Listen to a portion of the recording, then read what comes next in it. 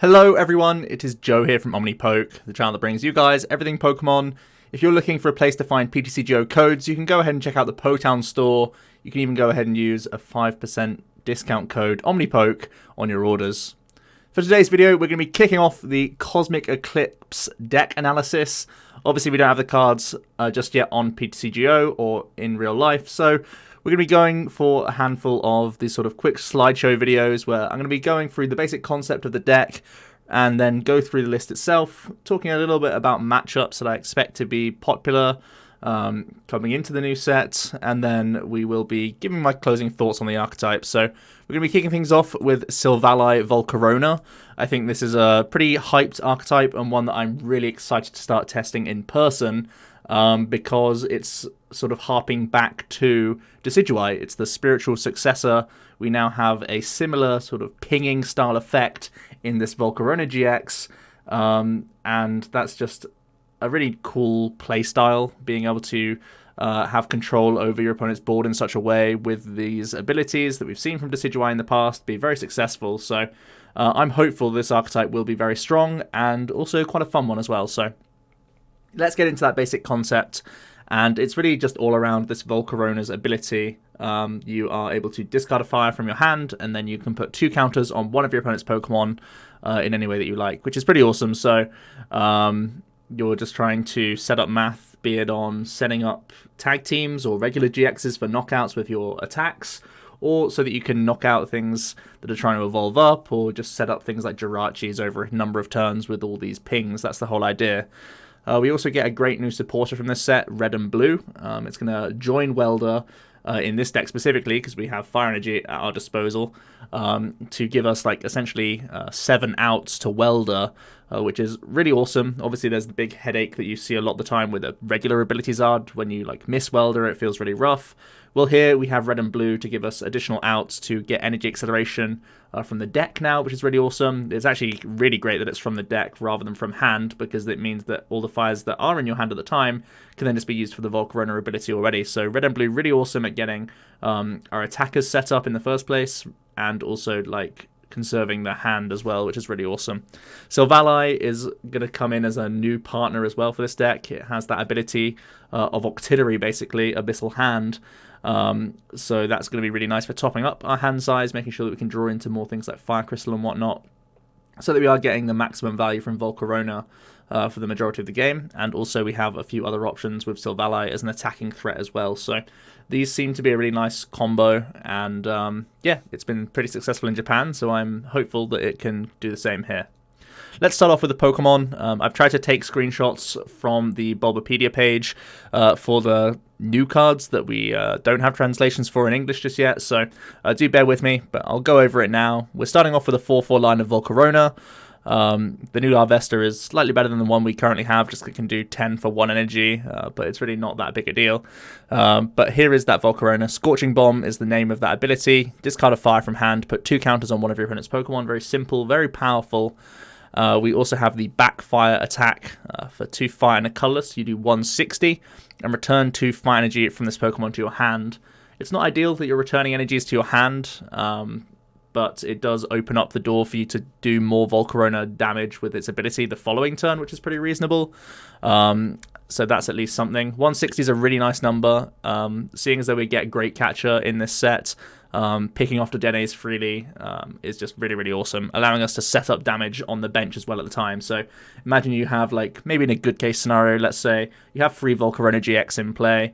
If you're doing a Great Catcher play that turn and doing a Backfire, it means you can put 60 on like a tag team that then you can like try and deal with the following turn with just regular attacks and more pings. So the fact that this does vanilla output just to knock out Dedennes is really nice, because it means that you have those turns to set up damage around your opponent's board in other ways. We also have the Great Wave GX attack. You can discard an energy from each of your opponent's Pokemon.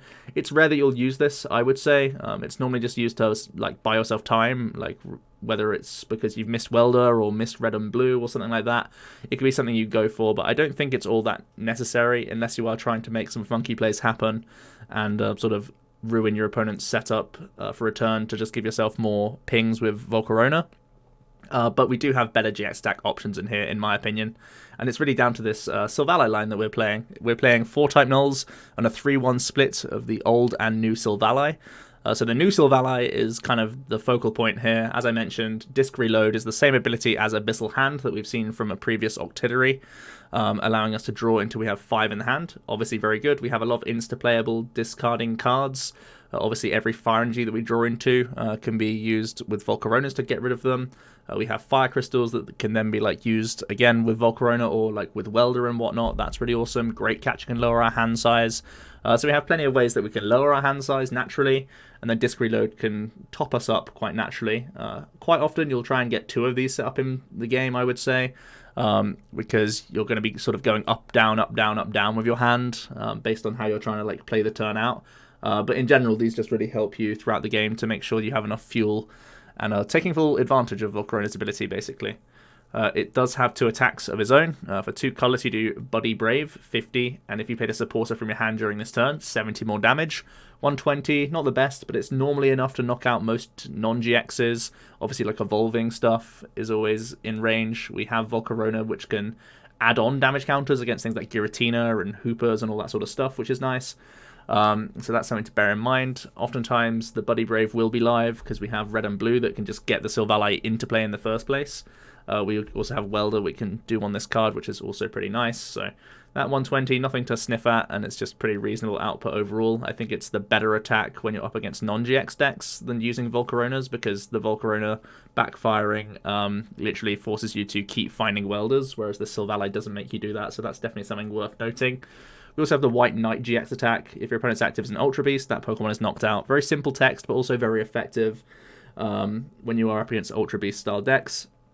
There is a new tag team Ultra Beast from this set. It's a Naganadel Guzzlord, so being able to cheat like 280 damage basically into energy could be really awesome if that card sees play. But in general, just still a reasonable card against Blacephalon. Obviously, we can try and get around Beast Ring pretty easily with this deck, because Backfire does 160, then you can try and do like a Great Catcher play, 160 to another Blacephalon, and then 2 like Volcarona pings in the same turn.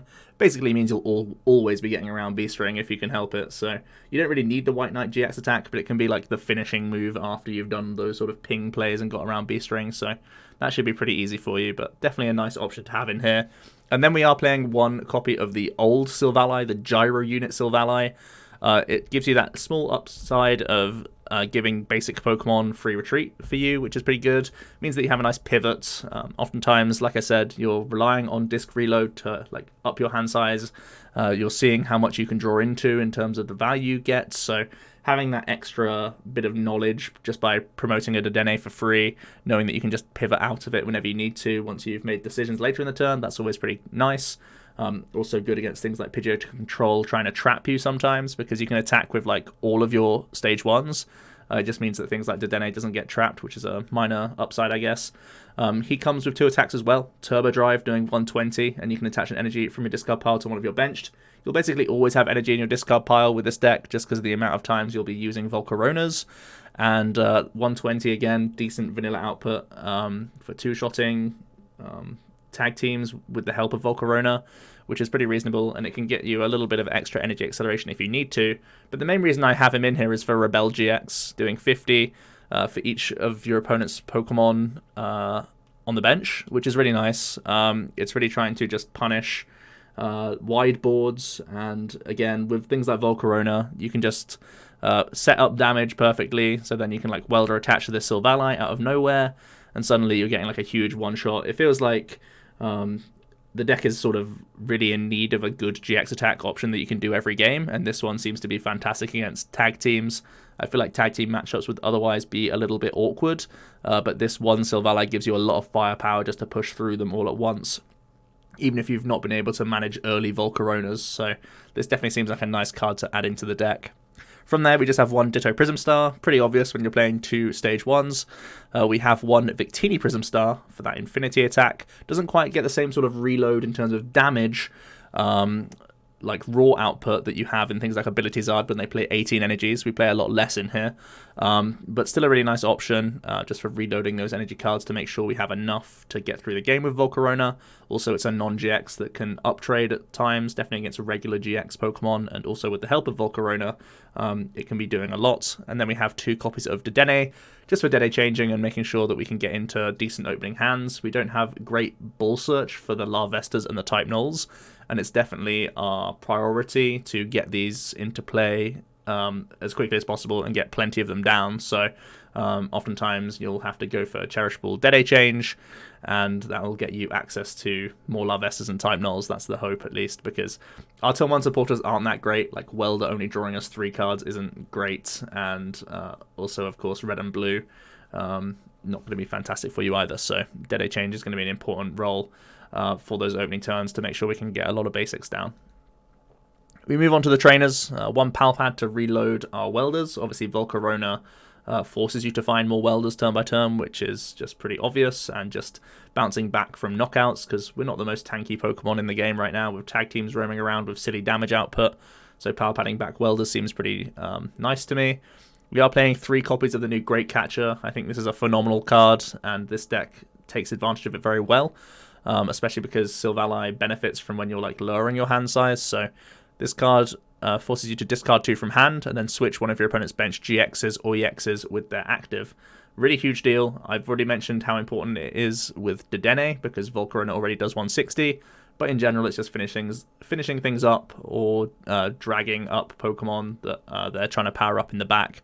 We're really going to punish those sorts of plays. We're playing 3 copies of Fire Crystal. It's a great reload. It's essentially 60 damage for free with your Volcaronas, or it's like a Welder attachment play that you can do with your Silvallis or your Volcaronas themselves, which is obviously fantastic. For Cherish Ball, we want good access to Dedenne, and also it gets us into as many Volcarona and Silvalli as possible. Silvally, of course, starts drawing us even more cards. And then we have the 4 Pokecoms to help just get some of these basics down into play early on. And again, just more Dedenne access and whatnot as well throughout the game. 1 Heat Factory, obvious synergy with most fire decks. And we're also playing 4 copies of Giant Hearth. You may think this is a little excessive, but I think it's actually a really important count to have here.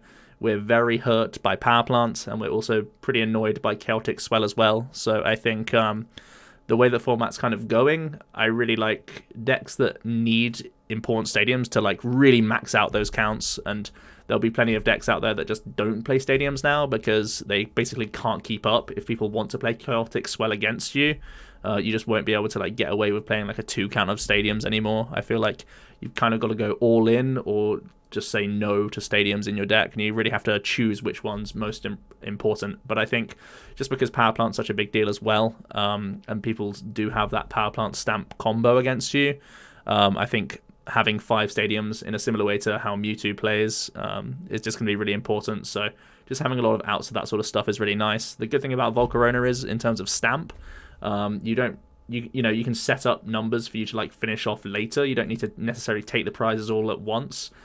You can just wait on certain turns, knowing that you can like finish things off with Volcarona pings on future turns. So some decks might only be stamping you to like 4 cards or something, and that's still pretty reasonable for you to hit more stadiums, which is always good. We then go on to the supporters. We're just playing 3 copies of the new Red and Blue supporter. It allows you to search your deck for a Pokemon GX that evolves from one of your Pokemon, and then you put it onto that Pokemon to evolve it. Then shuffle your deck. You can't use this during the first turn or on a Pokemon that was put into play this turn. So it's essentially the Evo Soda text. Don't get it confused with Wally. So it's essentially Evo Soda, but we have this extra upside that says you can discard 2 other cards from your hand. If you do, search your deck for up to 2 basic energy cards and attach them to your Pokemon to evolve it. To the Pokemon that you just evolved, which is really awesome. So you can go ahead and instantly get yourself a Volcarona, get 2 energies attached to it, and then you can just manually attach return, start pinging stuff down, and start using Volcarona's attacks, which is obviously very good. We again have that phenomenal synergy of discarding cards from our hand via this supporter, which is also really good for us, because it means we can get full value from Silvally. I often find myself using Red and Blue just to get the Silvally, to get yourself drawing into more stuff. But yeah, like either way, it's still very good for you. So just extra search for these stage ones that you want to have multiple of in play. Like you really want to get a board full of like 3 Volcaronas and 2 Silvally, like ideally, and then have like a floating spot for like the Dedenne that you had to use, or a Victini Prism or something like that. So yeah, red and blue is really going to help you in that sort of case. We also have 4 copies of Welder. We all know how strong this card is. Obvious synergy when we're playing so many basic fires and fire crystals, to just make sure we can get these expensive attack costs a little bit cheaper and burst them out of nowhere. That's the whole idea. For energy, we're just playing 13. I think, as I mentioned, like the Victini Prism isn't really a wall breaker in this deck. He's going to be reasonable. Maybe you can like Great Catcher a Dedenne once again, and this Victini Prism can do like a nice trade up in that sort of situation, which can be nice.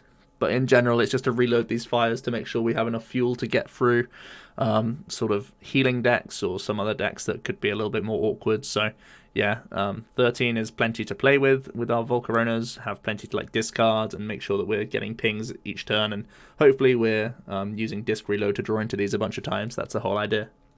So the full list will also be in the description below, but it's also here for you now if you want to take a photo of it and or a screenshot or whatever. So yeah, that's the list that I've just shown off.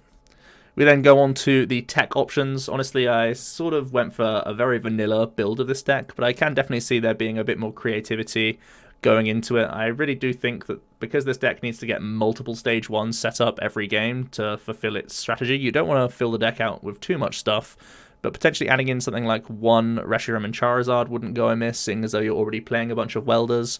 And again, Double Blaze is just a good early pressure GX attack, and you know, we're only really playing Rebel GX just to have that option, and Reshizard does a similar role in terms of high damage output.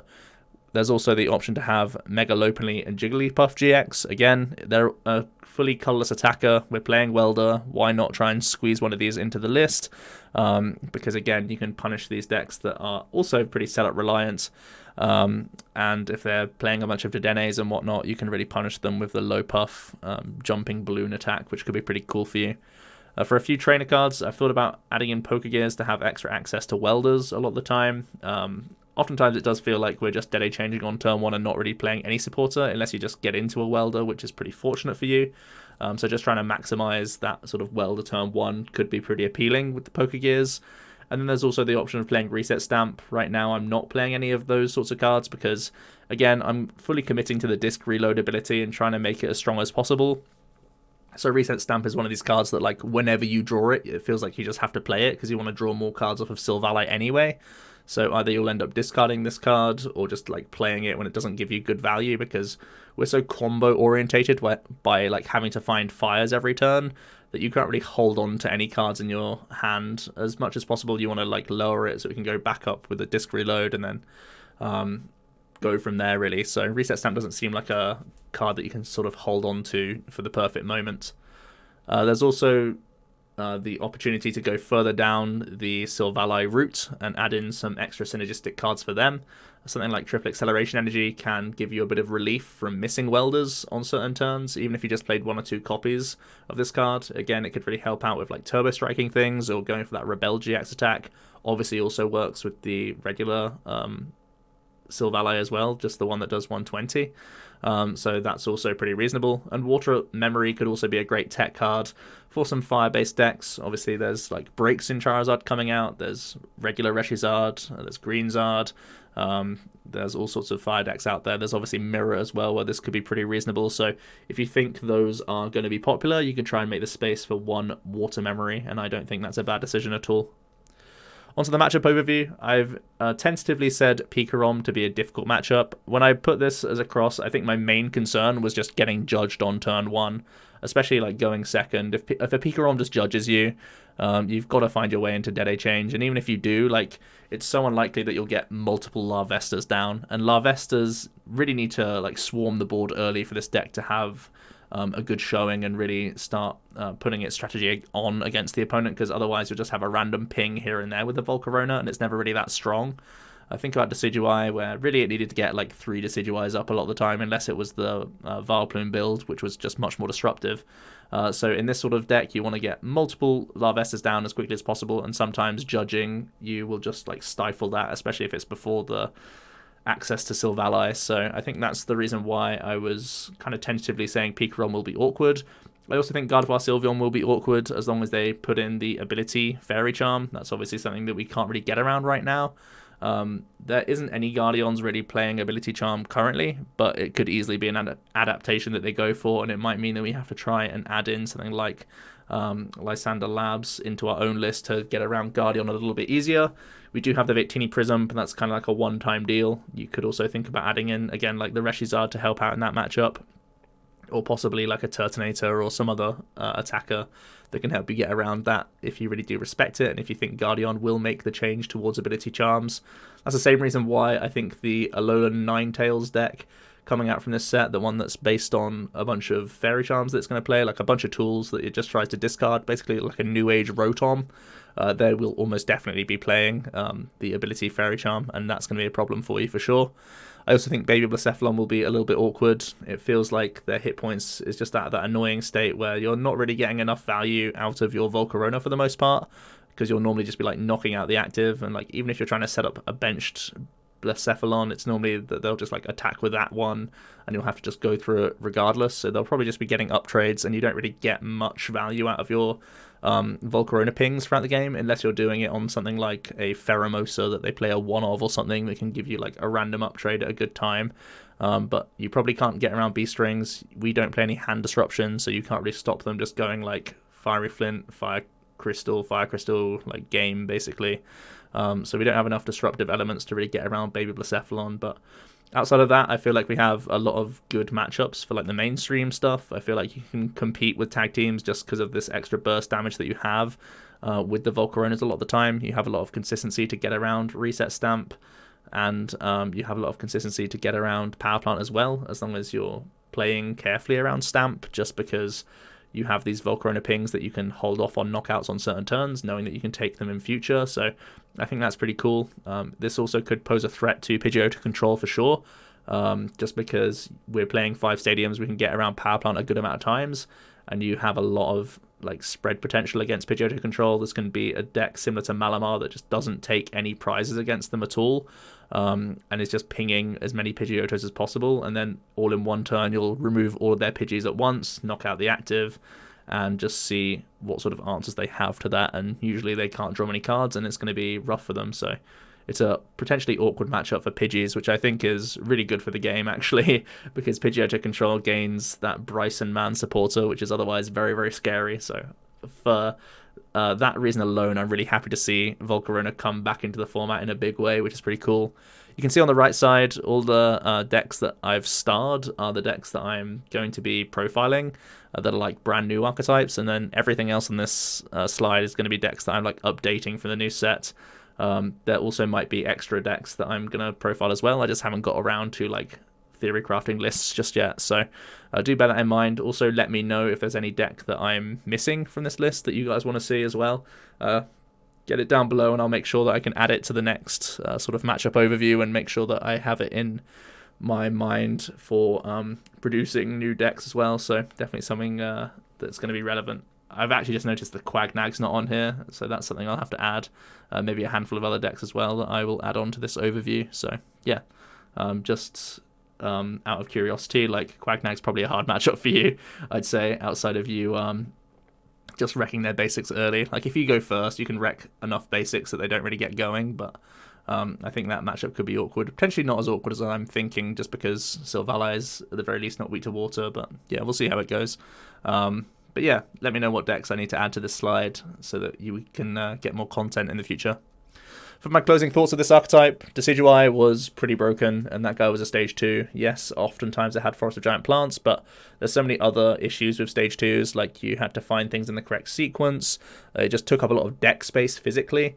Obviously the ability isn't as good as Decidueye. Decidueye was for free, so as soon as he got into play, you knew that every turn you were getting this extra value, whereas the Volcarona is not quite the same thing, where you're always having to pay cards at the very least. But the Silvally is definitely trying to make up for that fact, because you are drawing so many cards throughout the game as well, or like throughout your turns. So he's really trying to make up for it, and I think these really are a nice combo of cards that go together. Such great flexible output just leads me to believe that this deck can't really be that bad in the hands of good players. Putting the damage in the right places, they're just going to really be able to punish people at the right times. I am a little bit worried about Power Plant. I'm a little bit worried about Chaotic Swell as well, because this deck definitely wants to be using Giant Hearth basically every turn as well. So those are my slight concerns for this archetype, but overall I think because this deck can avoid taking KOs all at once, or like in a traditional manner, you can play around Reset Stamp pretty well. So even if you are stamped like 3 or 4 cards or whatever, you have reasonable odds of finding like one of your remaining stadiums in the deck. So that's always something that's pretty promising. You could also think about adding in a Marshadow for Reset Hull to play around that if you were even more paranoid of it. But I think this deck in particular is really like bench reliant. You want to have as many spaces open so you can get extra Larvestas down and whatnot. So yeah, that's going to be the first list from Cosmic Eclipse, guys. I think tomorrow I'm going to be doing Reshiram. That's another one that's like really hyped from this set. I think probably 2 of the most hyped archetypes so far. So yeah, I think those are going to be really interesting to look at. Let me know if you enjoyed this video, if there's a different way that you're trying to play Volcarona or Silvally. I'll hear it all down below. So thanks so much for watching, and I'll see you in another video tomorrow.